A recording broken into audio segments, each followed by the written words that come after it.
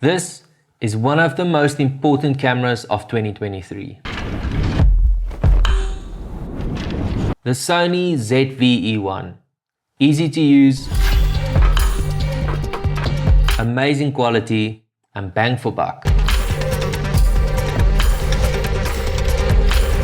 On this video, I'm going to share my first impressions and experience working with the camera, as well as talk a little bit about the production. The ZVE1 can in no way be compared to the ZVE10 and the ZVE1. On image quality alone, it's now playing in the big league next to the top Alpha and FX models.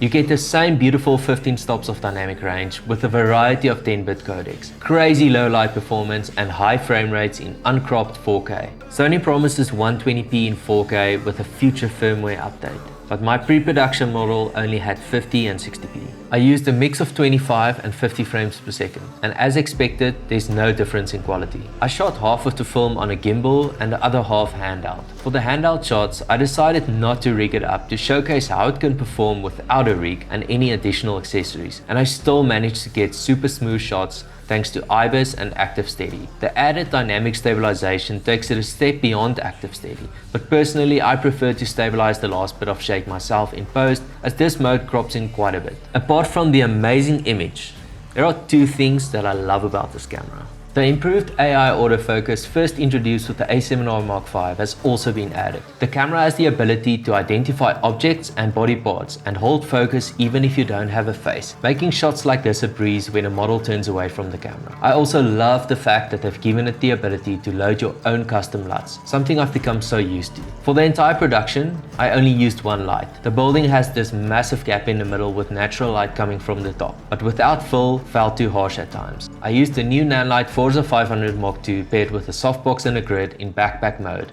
powered by V-Lock batteries. This was not only for agility's sake, but also because of the uneven terrain, and we generally only shot at a spot for a few minutes before moving on to the next. I only used two lenses. Most of the shots were done with the 35mm f1.4, and for the wides, I used the 12-24 f2.8, which totally blew me away. I'm not a massive fan of super wide lenses due to distortion, but the way this lens handles the edges is impressive. So where's the catch? The single card slot can be a deal breaker for shooters who prefer dual recording, especially on big budget productions where you don't want to leave anything to chance. Even if you don't use dual recording, the ability to overflow into a second card can be a great convenience, and I certainly felt it when the first card filled up. Furthermore, it doesn't have full HDMI, so we're back to micro HDMI.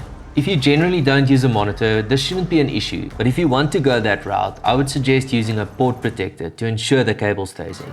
Unlike the cinema line, it doesn't have a dedicated fan, although I didn't have a single issue or notification about overheating, but I've yet to test it during longer takes. The EVF will also be missed if you're used to one. Personally, I've become less dependent on the EVF with the release of the FX3 and FX30, but I usually shoot on a monitor with these cameras, so it's important to also take that into account. Who is this camera for?